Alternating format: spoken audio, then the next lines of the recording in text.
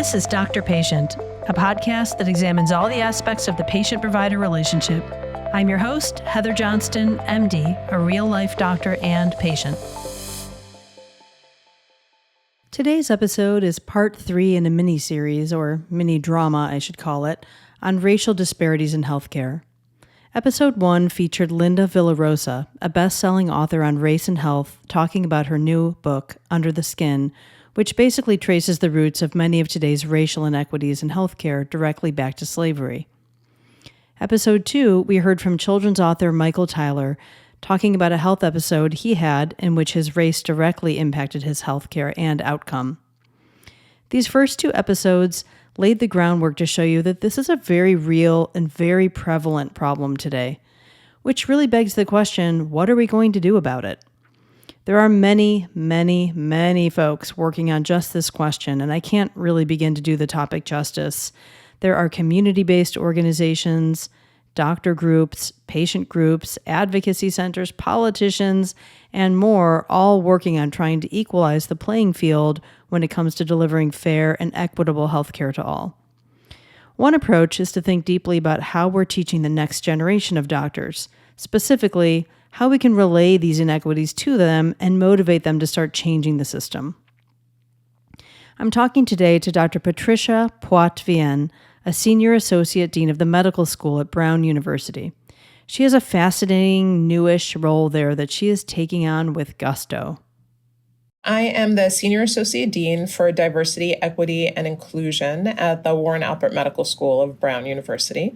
This is a new role. It's inaugural. It started almost a year ago. April 1st of 2022 is when I took on this position. And although we had an office for diversity for many, many years, that was led by an associate dean, the original thought process or the original goal of the Office for Diversity was really to help support students who self-identified as underrepresented racially and ethnically, so very specific sort of cohort of underrepresented students. The job of the office was to support them. And oftentimes what that meant was creating community, connecting students with mentors who were also from historically underrepresented groups. But it was a very insular office, right? It was an office created to help a very specific student population. And there are always going to be limitations with something like that because supporting students through a toxic environment can only get you so far. At some point, you have to look at the environment and you have to look at the systems and say, okay, we've been supporting the students through the toxic system for, a decade. How about we just change the system? Brilliant. Take 2 steps back. And so the creation of this position really had that sense in mind. It was, yes, we can continue to support students through an environment like academic medicine, which is not just toxic here at Brown. I would argue it's toxic everywhere around the country. Yes, we should continue to do that. And understand that we can't only support students because students become trainees and trainees become faculty. And so really we need to support all individuals, including nurses and other individuals who self-identify as underrepresented. We need to support this entire community of people. And while we're doing that, we also need to look systemically at how we can change the system so that we eventually make our job supporting individuals who are historically underrepresented obsolete, right? Like the goal should be the system is inclusive enough that everybody feels supported and no one needs an office for diversity because the system is here for everyone. And so in my role, I'm now doing both, like really expanding the support that we provide for individuals who are underrepresented beyond just students, and looking at the system to figure out how we can continue to make it more inclusive, really for everyone. Mm-hmm. What are some of the steps you're taking on that latter point? So as you can imagine, it's a pretty colossal endeavor. A big part of that certainly is education. And I think that's where Brown has had strengths for a really long time.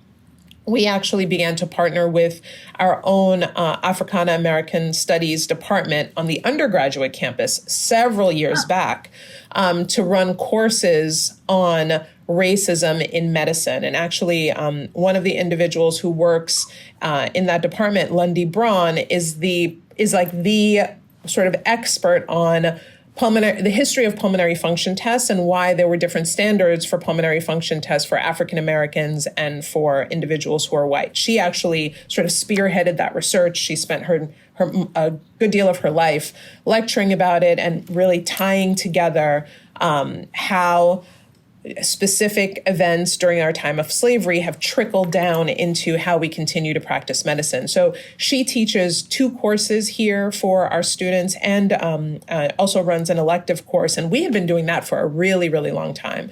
And so we're trying to expand on some of that initial work where it's important for us to talk about the historical nature of much of racism in medicine.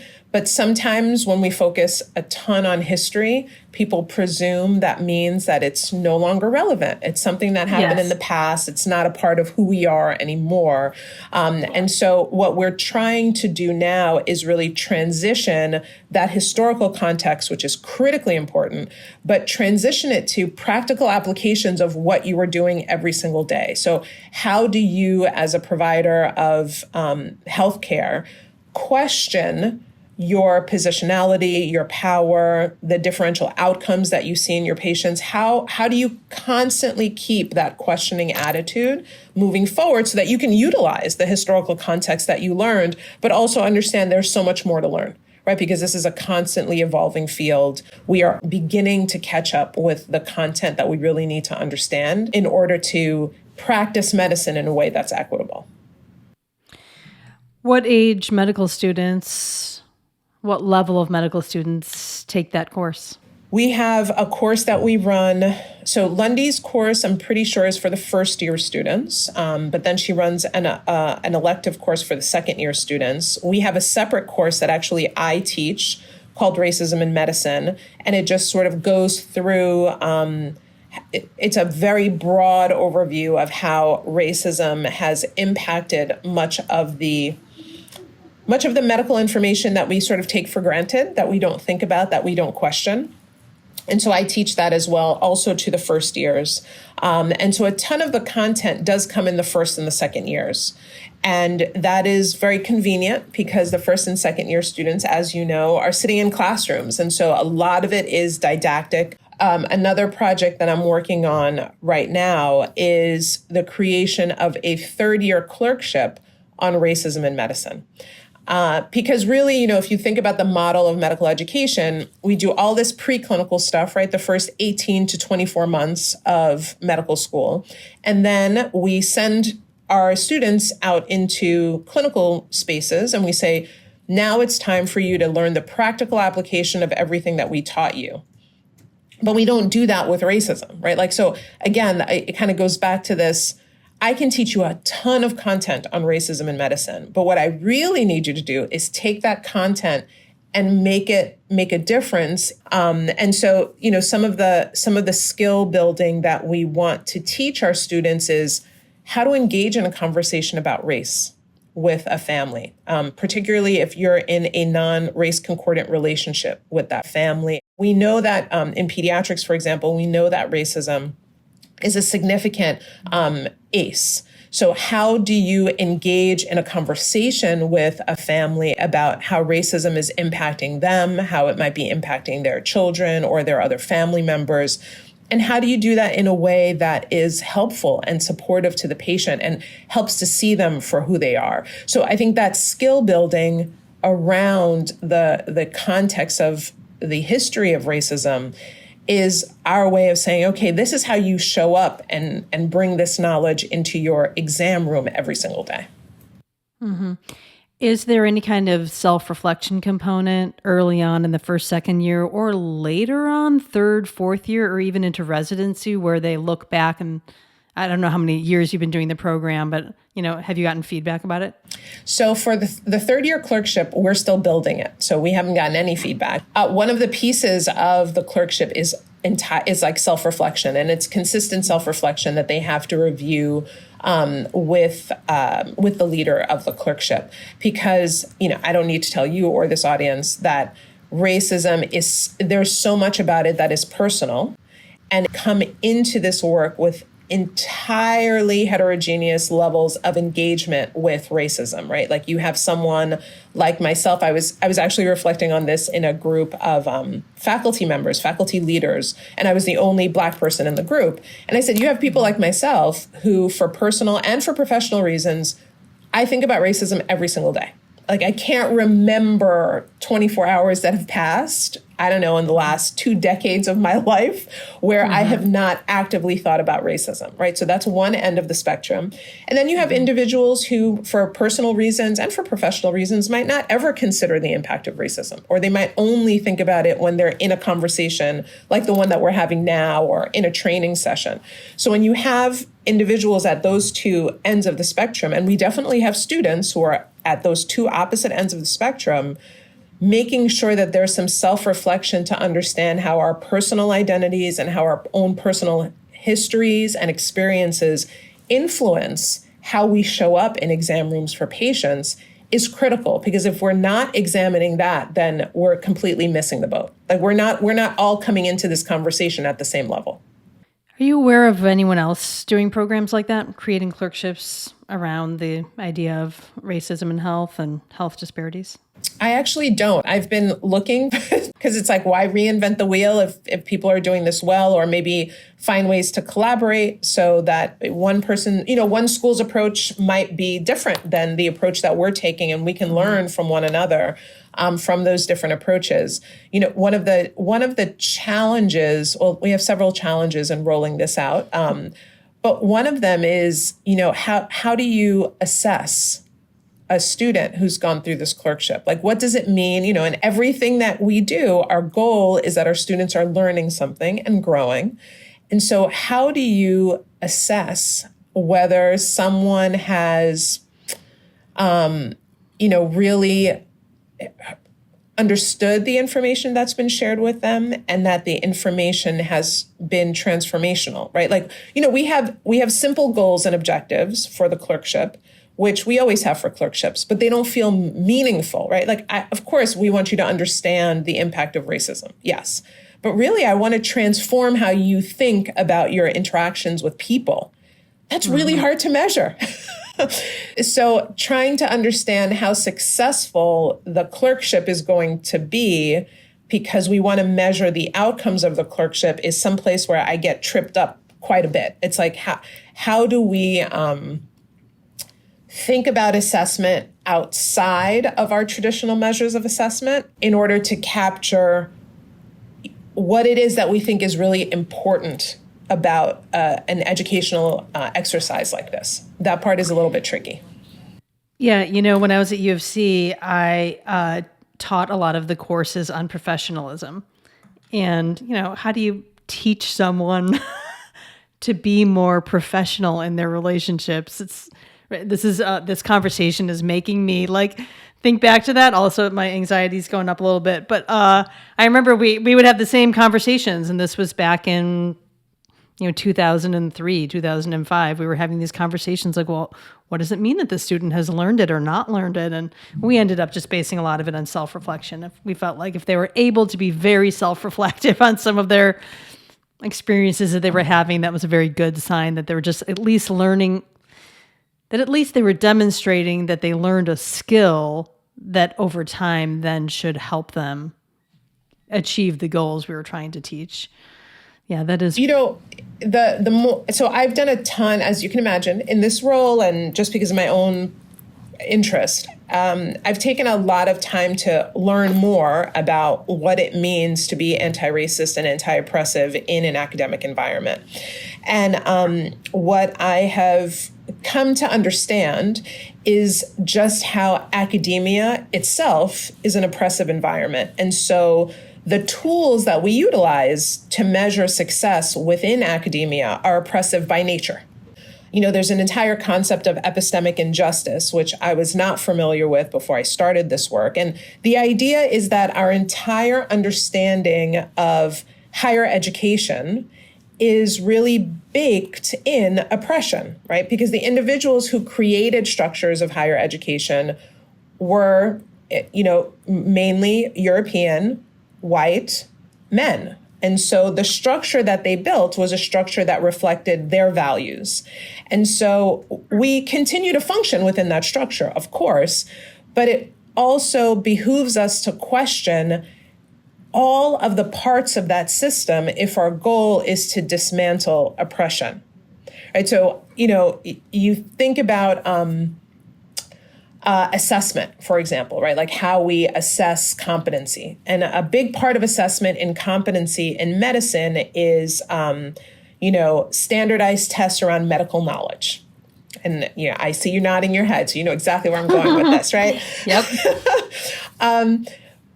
But have we ever demonstrated that individuals who demonstrate a better sort of, I don't want to say a better grasp, but a better ability to recreate or reproduce their understanding of medical knowledge on a standardized test, have we ever demonstrated that those people are better doctors, provide better care? I'm sure not, but also that's tricky because what does better care mean? How would you even begin to measure? Heather, we are on the same path, right? Yeah. So it's literally, it's like you just start deconstructing all of these things that you've always taken for granted. Like someone might say better care is better outcomes, right? And I think a lot of individuals think that way. It's like if a patient does well, you have given good care, right? Like when you talk to patients, and you said this right before we started this interview, they might say actually the relationship that they have with their doctor is the sign of the best care. And it's not their outcome, it's their ability to talk to their doctor, confide in their doctor, trust what their doctor has to say. And are we measuring any of those things when we're measuring competency in medical school? And do we even know how to measure for another phenotype of individual? Because if I don't have a way of measuring how well you communicate or how well you develop a relationship of trust with another human being, how can I make sure I'm selecting for those people? There's no way for me to do it. I'm looking at your grades. I'm looking at your MCAT score. And then I'm looking at an interview with who? With a lot of other people who are entrenched in our older system, who are not asking themselves those questions. And so that system is going to recreate and reproduce the exact type of physician that it's always recreated and reproduced. It makes me wonder if the current changes in the college admissions landscape, this is on my mind because I have one in college and one heading to college soon. It makes me wonder if the makeup, of the more competitive colleges, as it's changing so much now, partly because of the pandemic, but also because I think a lot of the schools just glommed onto the pandemic as an excuse to make changes that I think are right. Less legacy admissions, more diverse admissions, test blind, test optional, non-testing. I love all of that. It did not help my white Midwestern children, but I'm cool with that because I think it's better for the world. But it makes me wonder if then, those students are then going to feed into the medical school system, and it makes me wonder how that's going to change down the line. I mean, I'm hopeful that it does change. The problem is, and I try not to always think about problems. That's partly your job. Part of my job. The problem is that you can feed all of these diverse individuals with different perspectives and different skill sets into our system. But if we don't fundamentally change our system, they will either fundamentally change because you adapt to the system that you're in for survival, or you leave. Oh, that would be terrible. Right? Yeah. Or you're out. And what we have found is that certainly individuals who are at least of diverse identities, right? When they come into our system, we fail them. And I mean, not like we give them an F, but we do not create environments that are inclusive. We do not create environments that encourage belonging. And we do not create environments that encourage their success. So either they leave, they're dismissed, or they fundamentally try to change who they are in order to survive in the system. And the whole reason why we brought them in, which was for their diverse perspective and their diverse background and their different way of thinking about things, gets lost because the system itself works to dilute it out, right? Like if you think about medical education, our medical education system is all about uniformity. We don't have a system, and you could argue that's sort of like all of education in the United States, right? But I'm just going to focus on medical education because that's my area of expertise. We really focus on uniformity. We're not trying to celebrate diverse perspectives. Like there is a way that you do things, right? We talk about clinical practice guidelines and we talk about uniformity in outcomes. And there's a very specific definition of a doctor that we have in mind. And we try to fit everybody within that definition. Now, I'm not saying that that's fundamentally wrong because we do have to have standards, right? Like we have to have standards for what we think make a successful physician. And we have to be careful that in the support of those standards, or even in the replication of those standards, what we're not doing is eliminating opportunities for different perspectives and different thoughts and innovation, frankly.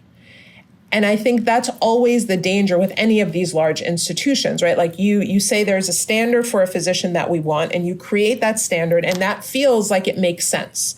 You want someone who has a minimum amount of understanding about X and a minimum number of years in training around Y and a minimum number of patient experiences. Totally makes sense.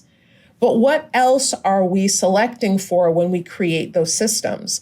There are other aspects that we're selecting for that I don't think we're always conscious of. We dismiss the things that we claim to celebrate. Because if a student comes on a clinical rotation and is rounding with us and they say something that is different than what the attending thinks, depending on the psychological safety of that group, the attending might just shut them down. Like medicine is still based in a hierarchy. So how do you encourage innovation and diverse thought when there's a person in charge who gets to make all of the decisions, and then their residents and their students, and sadly, then their nurses and our interprofessional care team? And we have this hierarchy that we actually worked really hard to maintain, but then we say that we really want diversity and innovation and, like different ways of thought, but those two things don't work together. So one has to be dismantled in order to welcome the other one. It's almost a little dizzying because you have to work forwards and backwards at the same time. Like, the students are coming in, you have to think about who you're selecting, what your makeup is, what your goals are for them right from the start. But at the same time, you need to be at the end point and say, well, what as an institution are we going to say defines a good doctor who can graduate from here? Do we just want someone with the good test scores, or do we want somebody who shows empathy in the face of difficulty and pressure and is inclusive of all of their patients? And then you have to say, well, okay, now we have the definition of the doctor that we want. We have to work backwards to create the curriculum. That's very dizzying. And it's particularly hard to do because there's a lot invested in the current definition of doctor, right? So all of the people who are in charge worked through the current definition of doctor, including myself. And so to question our current definition is to question the identity of all of the people who are in charge. And some people are okay with that, and some people absolutely are not. Yes. And it really threatens who they are and their core identity, and they're not comfortable with that. Because if I did it one way, if I became a doctor because of this very specific skill set, if I scored awesome on my MCATs and fantastic on my STEP and blew my board exams out of the water and published the way I was supposed to, which is what everybody told me to do, then why do we get to change the rules now? Because that's what I did. And if you're telling me that what I did is not what makes a good doctor, then you are de facto telling me I'm not a good doctor. People do not like that. And in the end, of course, we're not telling people that they're not good doctors now because they went through another system. What we're saying is that we have opportunities to bring in other people who can also be good doctors, right? Like it's not a zero-sum game. A lot of equity talk is around we don't all work with one pie, right? Like it's not if I get a slice, you don't get a slice. you are a good doctor. You've accomplished a lot. That doesn't mean that how we define doctor needs to stay the same in order to maintain your value as a human being and as a physician, right? Like, it's not a pie. This is both and. We can bring other people with other skill sets into this space who can also be exceptional physicians, and that doesn't have to threaten who you are as a person. Let's play fantasy for a minute. Pretend we live in a world where, well, this might not be fantasy. I'm not dinging you in any way. Let's pretend, let's say future instead of fantasy. When you personally develop an incredible curriculum that just works right for everyone around this topic, could you see something like that being able to be plucked out and used at other medical schools? I think, just to restate my question more clearly, could you ever see there being a national curriculum for medical students on these ideas that all the schools could use? Absolutely. Absolutely. And I think that there are some spaces where we're thinking about this on a more sort of national or even like global level. So I'm going to do a little bit, it's not really self-promotion, but the American Board of Pediatrics actually put together a small working group, I want to say about 2 years ago, and I had a chance to serve on the working group to look at entrustable professional activities. You may or may not know, entrustable professional activities are another way that we are trying to get a better sense of the competency of our pediatric trainees, right? It's like, and we're doing this in pediatrics, but the boards for all of the other specialties are also doing something very similar, right? There's recognition that how we've assessed competency of our physicians is not perfect. And entrustable professional activities are really based in competency-based medical education. It's like, how do we make sure that the education that we're providing is linked back to the competencies that we want physicians to have? Which, as we shared in the beginning of this conversation, has not always been the case, right? Like, how we assess our doctors has not always been linked to the competencies that we actually want them to have as doctors. Yes. Which is like a crazy concept. Sometimes I say that out loud and people look at me like I'm crazy. I'm like, no, seriously. Like, I'm not even kidding. You're not crazy. And so we have 17 entrustable professional activities in pediatrics. And one of them was an entrustable professional activity on like quality improvement and advocacy.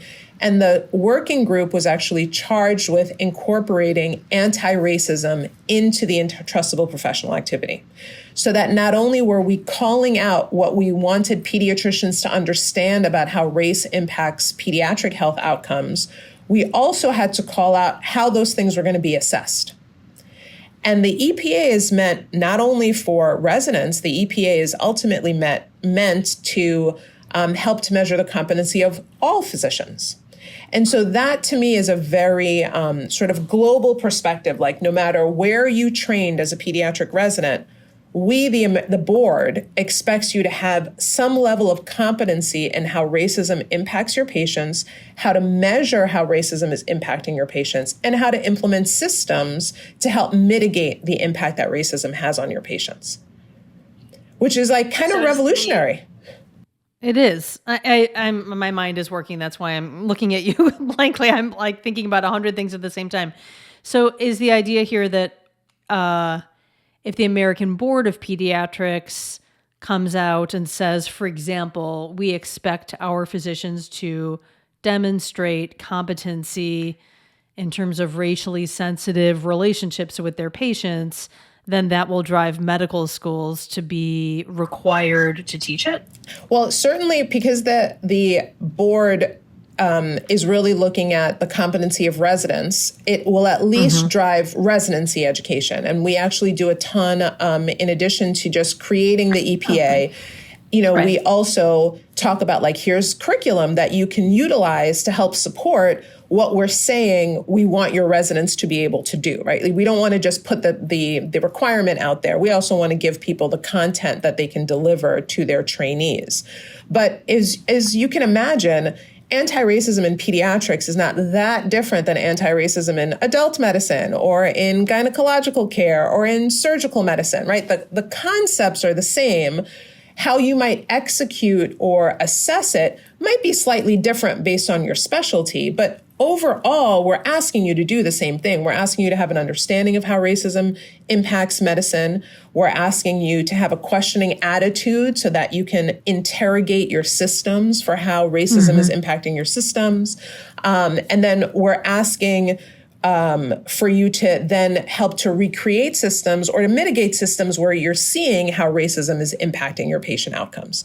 And even though that might change a little bit based on specialty, it's kind of the same thing. And you can pull it back to medical student education as well. Absolutely. But you were talking about just the wide variety of preceptors and teachers that you have who then become responsible to teach this material. I wondered if you have a program in place to teach the teachers. Absolutely. We actually do a ton of faculty development.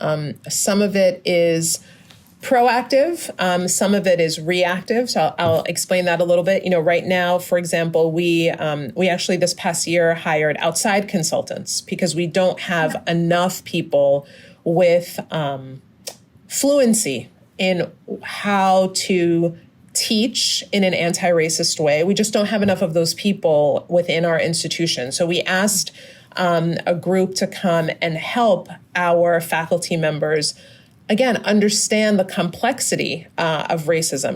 Racism and oppression in general is really complex. People spend their entire lives studying this, writing about it, lecturing on it. And our faculty members are busy people. They're seeing patients, they're teaching. So we can't have an expectation that they too would have this level of expertise just magically. And so we hired some individuals who are doing anti-racism workshops with our faculty right now to give them some of that skill set. So that's some of the proactive work that we're doing.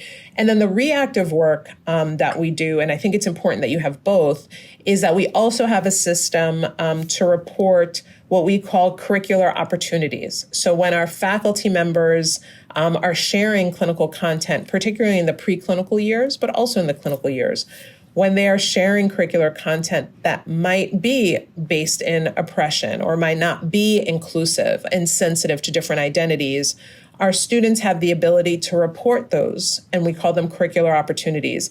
Those actually are all reviewed by someone who is incredibly talented here, our assistant dean for diverse curriculum, teaching, and learning. She's a PhD in anti-racism education. She's not a physician. And she reviews all of the curricular opportunities and then creates sort of like individual plans for those faculty members based on the report. So sometimes it's just that the dermatology lecture did not have enough representation of rashes on different skin tones. And so she goes back to the faculty member and she says, here are some resources. Can you please, create some more slides so that individuals can see these different pathologies on different skin tone, right? Like that's not hard. Right. Sometimes it's in something that a faculty member has said. So the slide is fine and the content is fine, but how they delivered the content was not inclusive. So one of the other examples that we hear a lot is a faculty member that might speak about prevalence related to race as opposed to related to racism, right? So you say that Black individuals have a higher or I'll use another example. You say Native American individuals have a higher incidence of alcoholism, and then you end the conversation and then you move on without ever really explaining that it's not something inherent to individuals who are American Indian or Native American. It's actually related to racism and systemic oppression. So it's like, okay, faculty member, we're going to need you to elaborate a little bit more about why you see this statistical difference and have some more content expertise and how racism has played a role here. So that the takeaway message is not that this is an inherent part of this person's racial biology or whatever that is, but that this is really an impact of the system. It takes a lot of work. Yeah, I'm so excited you have that person. I wonder how many schools have someone like that role specifically. I mean, I've never heard of it. I don't think very many, to be honest with you. Our team, I think I was sharing at the beginning, our office started as this really small office, like just to support students of color. So there were a total of 3.5 FTE, right? Like for the entire office. Mm-hmm. In the year that I've been here, we have exploded the office because a lot of work needs to get done. And we went from 3.5 FTE to we have 12 individuals now in our group, and altogether they're about 9 FTE with like everybody's work. And I feel very privileged to be able to do this work in this environment with this level of support. I know not everybody has that. So our goal, of course, is to export as much of this as possible so that even in lower resource settings, we're still getting the students and the trainees and the faculty the education that they need. I love it. I'm so glad you're there. I'm so glad you have that job and that you're there. Oh man, makes me feel like it's going to be okay. Pat, it's been so great talking to you. I've learned so much about what you're doing there. This was a lot of fun. I've been in different interviews before, and this really did not feel like an interview. It felt like I was talking to a friend of Barrett. So thank you for creating that environment. People who care about the same stuff, you know. But I really appreciate you elevating it on your own platform and bringing such different perspectives to the table, and just your general treatment of the topic has been amazing. So I'm really appreciative of you. Thank you. You're very welcome. I think one of the most important things Dr. Poitevin brought up in our interview was looking at the medical education system big picture. I agree with her that at most schools, the system today is not too different than the system it was decades ago in terms of what kind of metrics are used to select candidate students, and then also what kind of metrics are used to assess their performance, things like competency on exams and proficiency with certain doctor skills. It's hard to know which prospective students will be compassionate, empathetic, trustworthy, and sensitive to racial and ethnic differences with both their patients and their healthcare community. It's hard to even know which admitted students are good at that, because at many medical schools, those qualities, while maybe viewed as important, are not actually assessed. As students climb in rank, they spend more and more of their time with patients one-on-one, so no one's really observing in depth how they are with them. I propose that more patient feedback be used in medical schools to assess the students and residents for those unmeasurable qualities. After all, the patients are the ones who are receiving the care from them. Maybe it could be like when my kid got a driver's license. He needed me to sign off on 50 hours of competent driving. So the med student could have a card that requires 30 or 40 patients to review them personally. I love coming up with ideas that I hope someone else will implement someday. Stay tuned for more idea generating in the coming weeks. Thanks for listening today. To catch up on more episodes and to get new ones delivered directly to you, subscribe wherever you find your podcasts: Apple, Google, Spotify, iHeartRadio, and more. If you'd like to be a guest or have an idea for an episode, let me know at www.drpatientpodcast.com. That's drpatientpodcast.com.